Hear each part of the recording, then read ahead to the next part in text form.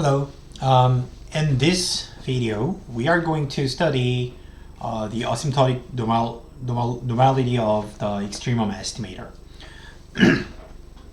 The consistency theorem was simple, but asymptotic normality is a little more complicated, and I'm going to go deeper because in the consistency theorem, the result is kind of obvious.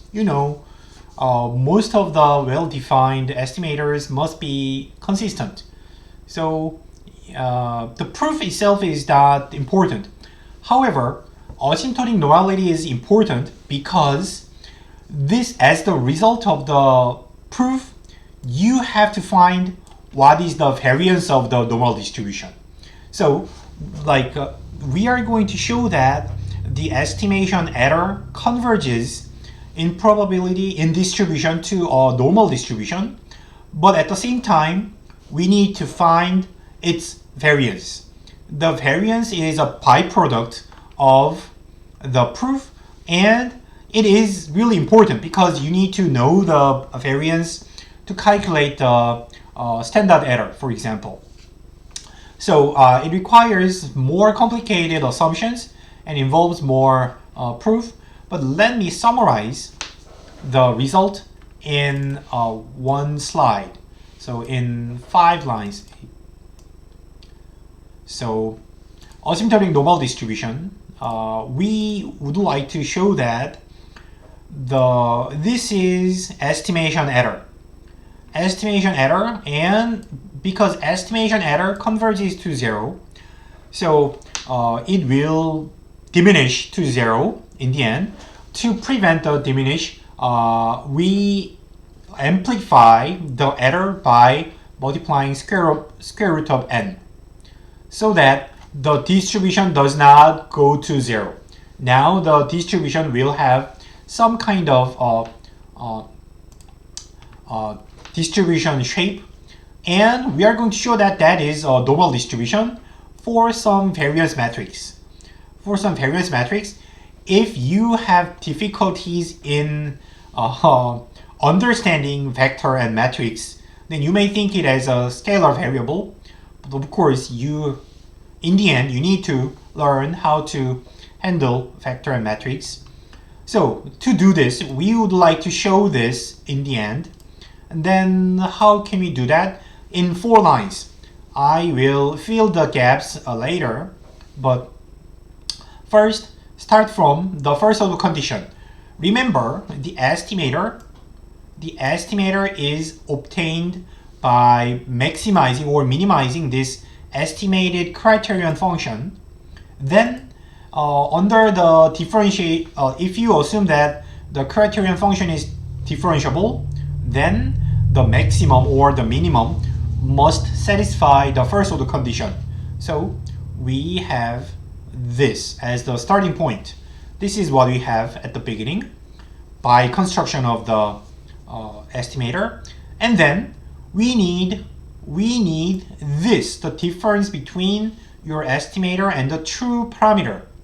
Here we are going to use Taylor expansion or Taylor linearization. We are going to linearize this in this form as a linear function of this. Later, I will explain what is A and what is B. So, and if you have this form, by the first order condition, this linear function equals to 0, right? Combining these two, you get the linear equation equals to 0. So, here I forgot to multiply this. So, you have this form. So equals to 0. So if you subtract A and divide by B, or multiplying B inverse, and then multiplying square root of n, you have this form. And what we want here is, so left hand side is exactly what we want. What we need to do here is we need to show that this part, right hand side, converges to a normal distribution. We usually do that, and what we need to show that is we need to show that this square root n times a converges to a normal distribution, and b inverse converges to a constant, not only b, but b inverse converges to constant, then you can use the Slutsky theorem to show that this the multiplication converges in a normal distribution, in distribution to a normal distribution.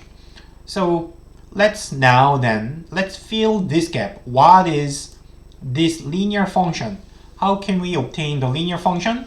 And after you obtain the linear function, it is easy. You just need to find the convergence and the limit, and then apply Slutsky theorem. Come back here.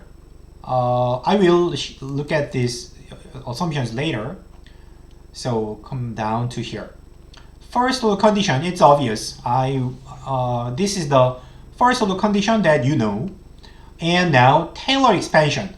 Earlier I explained Taylor expansion, which is given like this. So it is a derivative, q hat derivative with respect to theta, but it is evaluated at theta hat. It is a derivative is another function. It is a function of theta hat, and we are going to approximate the value of this function around theta 0. So then the difference is linearized by second derivative. So let's go back to the Taylor expansion. Where is Taylor theorem? The difference between gx and gx0,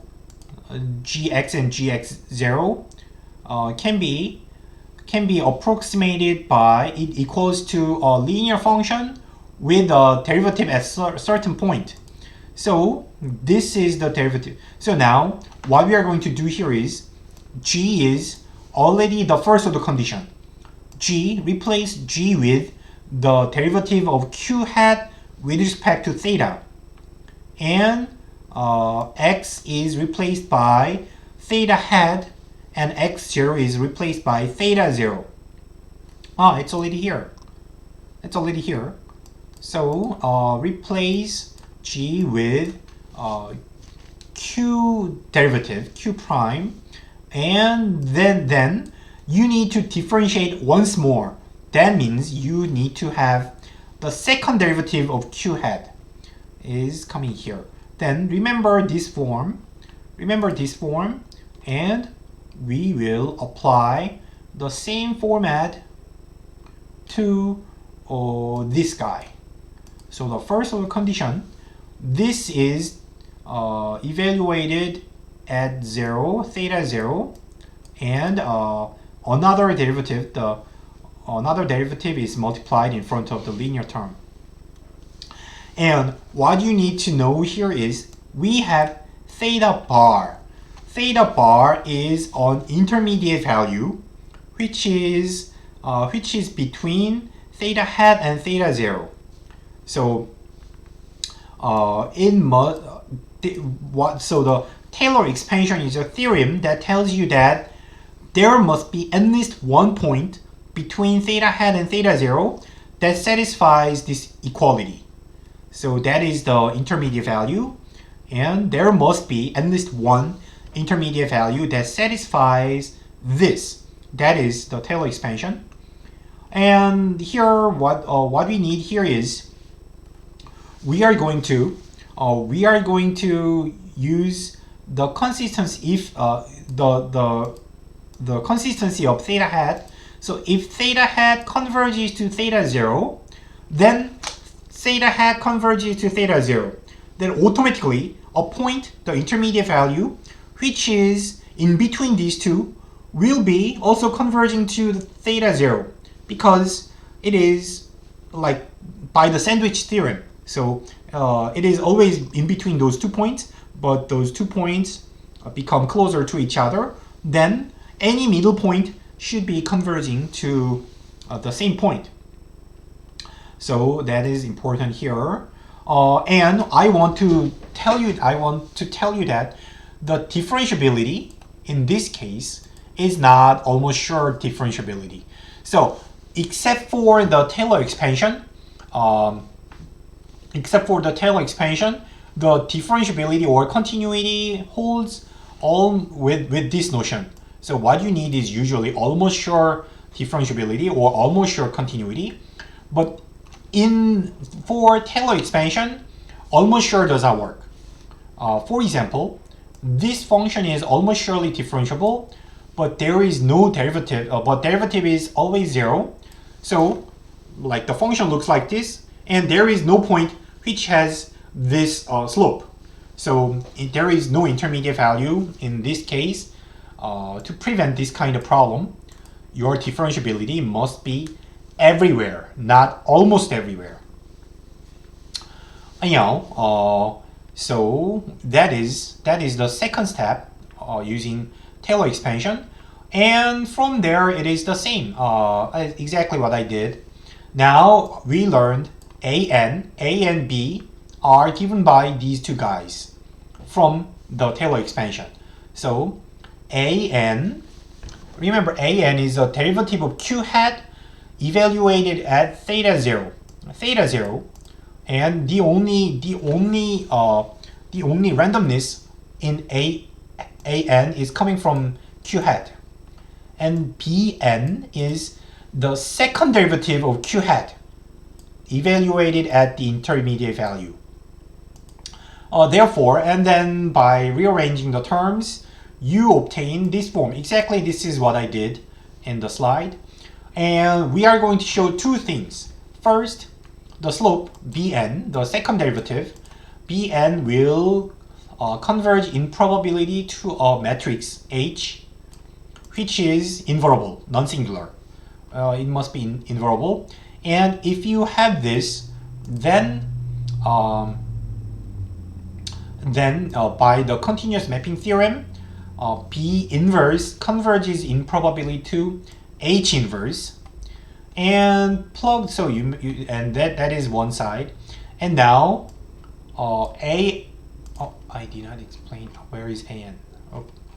AN, if we know that, so now for a while, suppose that AN converges to a normal distribution, then you are going to get a joint normal distribution. So suppose that square root n times AN converges to this normal distribution, then we know B inverse converges in probability to H inverse, and square root n times AN converges in distribution to a normal distribution with variance omega.